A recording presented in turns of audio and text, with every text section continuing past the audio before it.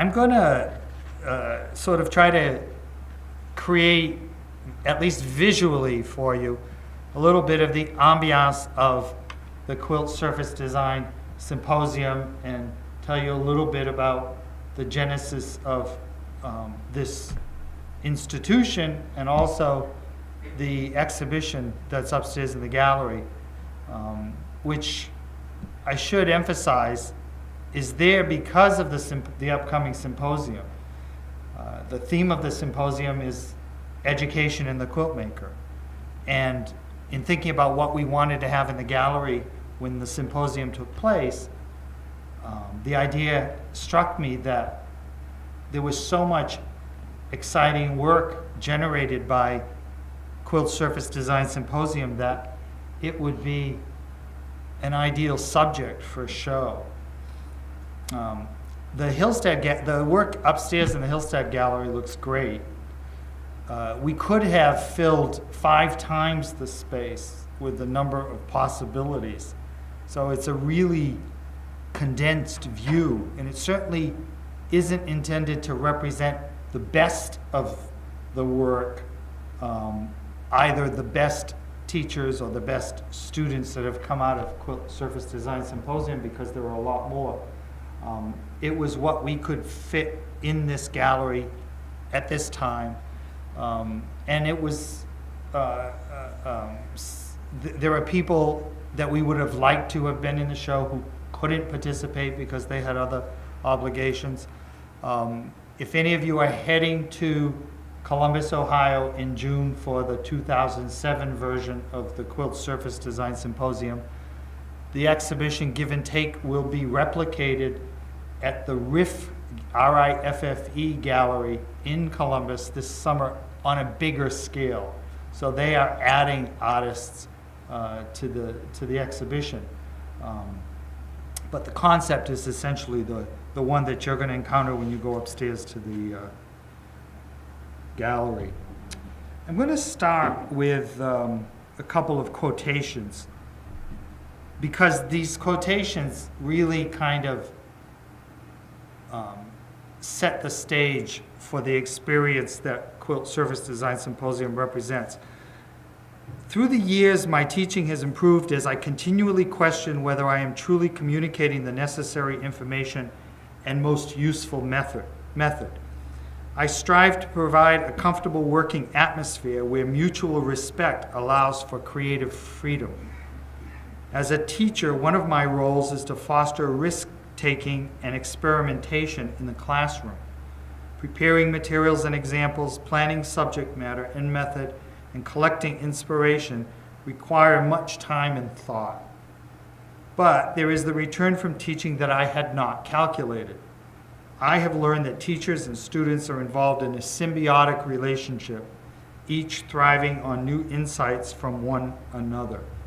That's Sue Benner, a Texas-based artist who I think first went to QSDS as a student, if I'm not mistaken, and has since that time built a pretty active career as a teacher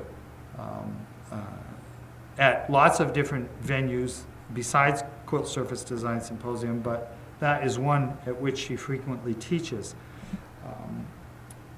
The class was a turning point in my art. It changed both the way I think about what I'm doing and the processes that I use to get my actions to match my intentions.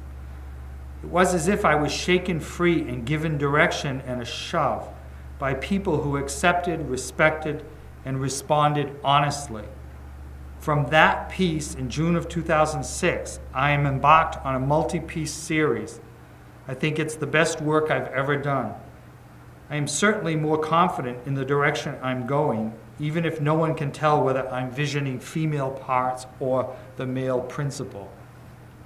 That's June Underwood, a Portland, Oregon-based artist, textile artist, quilt artist, who's also a painter, and who participated in a master class at QSDS in the summer of 2006. I think that those two statements really capture some of the best qualities of the experience, both for teachers and for students at QSDS. The teachers that work there, that lead workshops there, to a person, I have not seen any that didn't come really prepared, that hadn't done a lot of advanced work, and that weren't really fully dedicated to the whole experience of the week or 2 weeks, however long their engagement is at QSDS.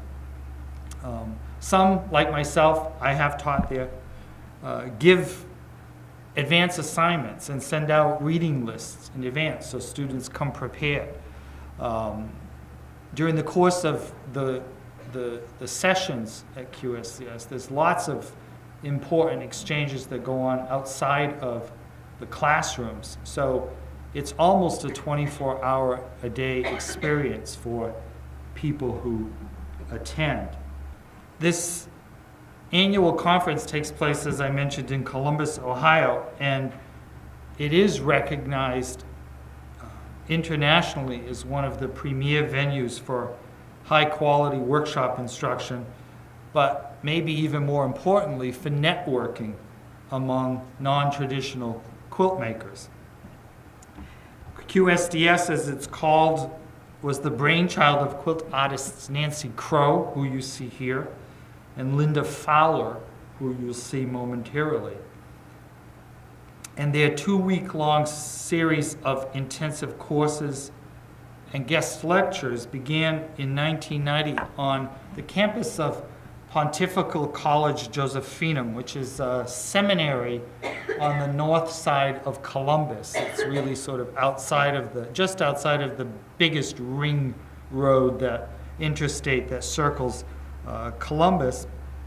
And it first occurred there because Linda Fowler, I'm going to skip one slide forward for a minute so you can get to see Linda in a recent photograph, and then I'll go back. Linda was a nun. She was a member of a convent, and consequently she had affiliations in the Catholic Diocese of Columbus, and was able to secure this space where the first number of years of QSDS took place. Now, it happened really, it was created really out of a need that predated QSDS by a couple of years. Nancy Crow met Linda Fowler, I think, in 1986 or 87, at a point when both of them were they were fiber artists, they were looking for other people to share their concerns, to sort of brainstorm with, just to get some sort of feedback for their work and some general support. And they put their heads together and they created a group called Art Quilt Ohio, the Art Quilt Network Ohio, technically. A group of quilters and other related textile artists who began meeting twice a year in Ohio to provide each other with feedback primarily.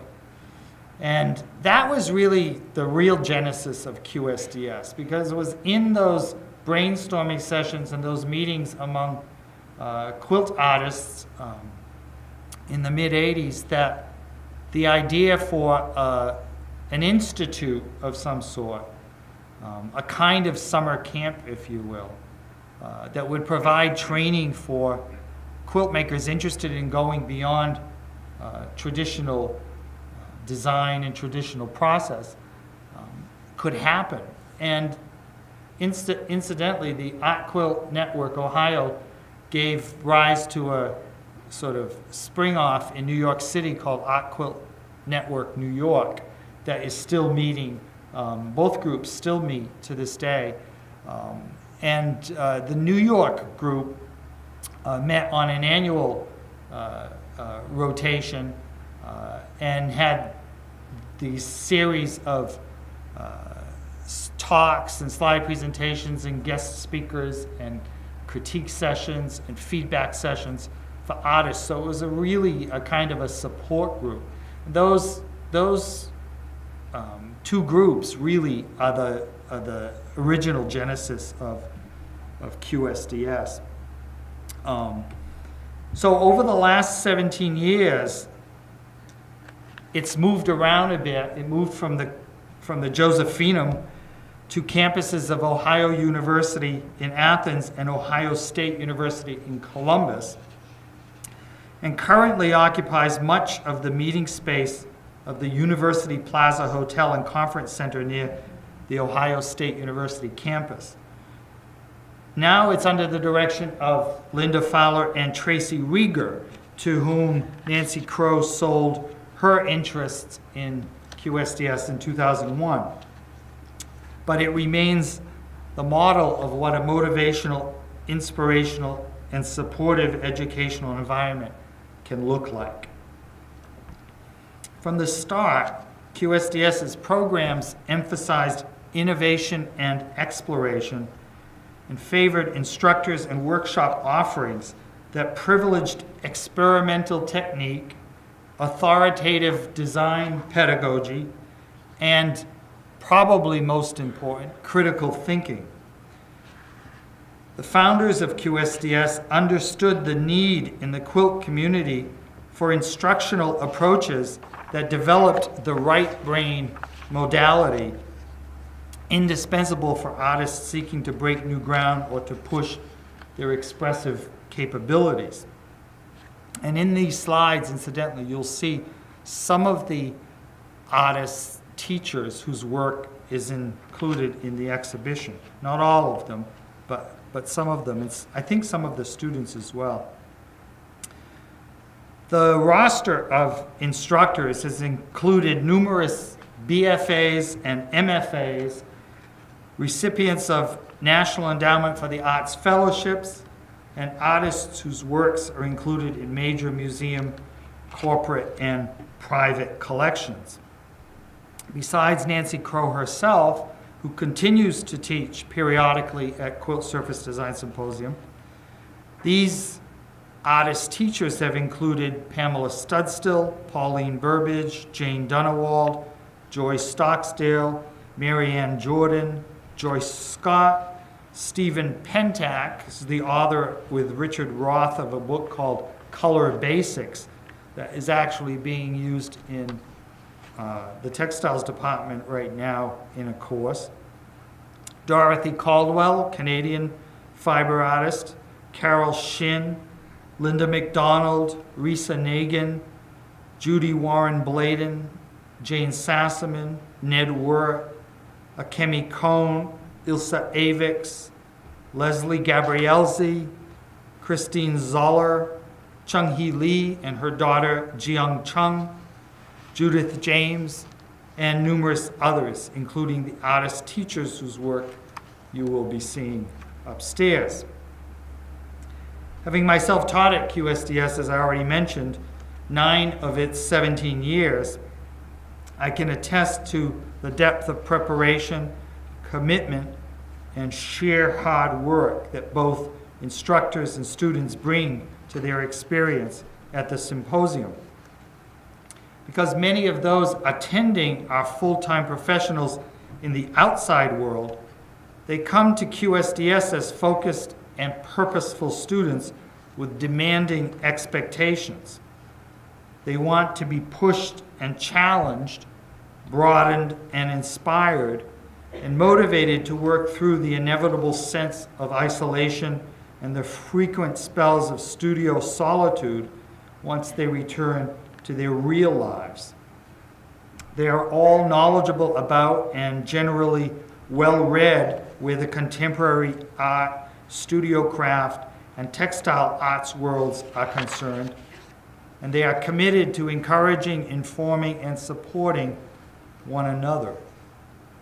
Deep friendships are forged at QSDS, and these connections are embodied in the pairings that make up the content of the exhibition. Now, I can't say from personal experience that I would arrive in the studio. Well, actually, I would usually stop by the studio at QSDS before going to breakfast on any given morning, and there would already be 5, 6, 8, 10 people working. I would come back at night after going out on the town or going to an exhibition or visiting somebody, a friend, or going out to dinner or whatever, and find students still working. I had to finally make a rule in my own classes that midnight was it, and people had to actually go to bed, because by the middle of the week, everybody would really be dragging. Because the workshops are intensive, and not only are the workshops intensive, but there are lots of extracurricular activities taking place, including a half-day bus tour annually that goes to a whole series of exhibitions that are set up by or in association with QSDS. And those take place in a number of venues around the city, well, not just the city of Columbus, but the whole region. Not least of which is the biennial Quilt National Exhibition in Athens, Ohio, which takes place in the odd years. So it took place in 2007 and will next take place in 2009. Those were always the years I preferred to teach at QSDS, because then it gave me a reason to get down to Quilt National. This coming year, the Give and Take exhibition will actually be at the Columbus Museum of Art.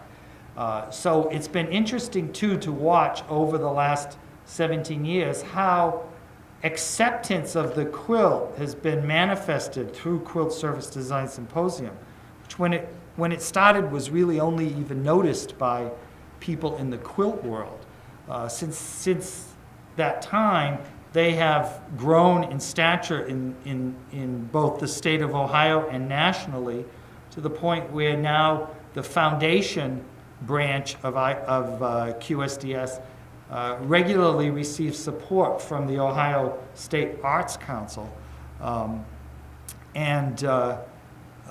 as I said earlier, is recognized pretty much internationally.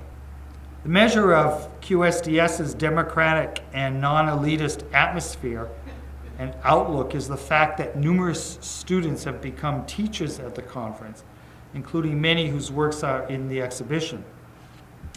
Quality in both the instructional and the artistic domains is recognized and nurtured, and the give and take is always reciprocal. The prevailing tone of mutual respect, curiosity, and intellectual as well as emotional inquiry sets the stage for real discovery and growth. As one recent QSDS participant summed it up, and I already actually quoted from her statement, but it's worth repeating, and that's June Underwood. The class was a turning point in my art. It changed both the way I think about what I'm doing and the processes that I use to get my actions to match my intentions. This is a really beautiful description of that process, that trying to get your actions to match your intentions. It was as if I was shaken free and given direction and a shove by people who accepted, respected, and responded honestly to me. And that, I think, for most people who attend this quilters camp, I guess, is probably the most important thing, because they are validated by the interest in what they're doing and the enthusiasm for what they're doing, and the commonalities that they share with all of the people there. What you're seeing in these slides and what you'll see in the gallery are expressions of QSDS's pivotal role in helping to strengthen and give visibility to the studio art quilt movement. I want to read a few more quotes. I actually solicited some responses from people. I sent out a call for feedback on people's feelings about QSDS, and these are some of the things that people have said. I've been in many good workshops and classes before, but in none of them was the seriousness of the artists matched with such camaraderie and generosity of vision. Many of my classmates were long-standing QSDS attendees. They were confident in their own work because they had had all those years of working in this environment. They were generous because that's the spirit that QSDS inspires. They were serious because they knew that was how to get the best out of the class. It was the combination of the other people in the class, the instructor, and the 17 years of existence of a top-notch learning environment that enabled me, who hadn't had those years but benefited from them, to do the work that shouldn't have worked. From that piece, she's referring to a particular piece that she developed in a class. From that piece in June of 2006, I am embarked on a multi-piece series. I think it's the best work I've ever done, and this is June Underwood again. I am certainly more confident of the direction I'm going in, even if no one can tell whether I'm visioning female parts or the male principal. Another student wrote, Quilt Surface Design Symposium is a magnet for serious fiber artists wanting to learn design principles, new techniques, and to be part of an incredible creative ferment. It is so much more than simply taking a class from a well-known teacher. It's putting oneself in a creative academy intent on learning as much, as fast, and to have as much fun as possible with other fiber artists from around the world. Notes are compared, ideas exchanged, and often fabric and tools are shared. The atmosphere is intense and friendly. Lifelong friendships are made here. Of the many things I've learned, I can name a few specifics. Emily Richardson taught me how to handle delicate fabrics, apply design principles, and how to evaluate my own work. Nikki Bonnet helped me develop my design sense and my artistic eye. Both of those are artists in the show, by the way. They both helped me build confidence. I am an artist who lives in a rural area. The isolation I experience is much less of a problem as a result of QSDS and the wonderful friends I've made there. Experiences at QSDS have nourished my artistic muse long after the symposium is over. That was Rosemary Klaus Gray writing in January of this year. Susan Camps wrote, I've attended all but a few years of QSDS. The thing that is so very important to me is that all students and instructors are peers at the symposium. The beginners are just as important and have as much fun as the professionals. No one needs to feel intimidated by those who have more experience. Going back every year is like attending family reunions. And that's an interesting fact, too, that about 50% of every year's group of QSDS students are returnees. Connie Teagle wrote, a couple of years ago I took a class from Jason Poland at QSDS. Jason Poland teaches at the Kansas City Art Institute. He's the president of the Surface Design Association. She says, talk about incubating. I sat in my corner and worked on one particular project that Jason had made as a warm-up exercise. Mark making on black paper with gesso. It was a new game for me and I thoroughly enjoyed it. For 4 days, I played with design and color on 6-inch black squares with my back to the class and feeling not very social. At the end of the week, I put them all up on the display board to show them. The workshop allowed me to play with these marks all day for 4 days and helped me to make the leap to making abstract textile art. At the time, I was not aware of the barriers to creativity that I was breaking down within myself. Looking back, I see how I gained confidence in my own process and acceptance of my own style. Thank goodness for that time to incubate in that particular phase of my artistic journey. I think it is important to point out another feature, I guess, of Quilt Surface Design Symposium. It is not a credit-bearing program. It's not associated with an educational institution. It is itself. The people coming there are very often people who fell into quilt making by accident, as most people do, took it on as a hobby, and then found that it satisfied creative impulses that they held within them and decided they wanted to pursue that seriously. I've had a lot of students in workshops at QSDS who were changing careers, who were literally giving up a past life and starting to build a new life centered entirely on quilt designing and quilt making. So it's offered a lot of people the answer to what they were going to do when they finally reached their fulfillment as adults. And the other thing I wanted to mention that's also important about QSDS is that it's an entrepreneurial venture as well, and it started out as such.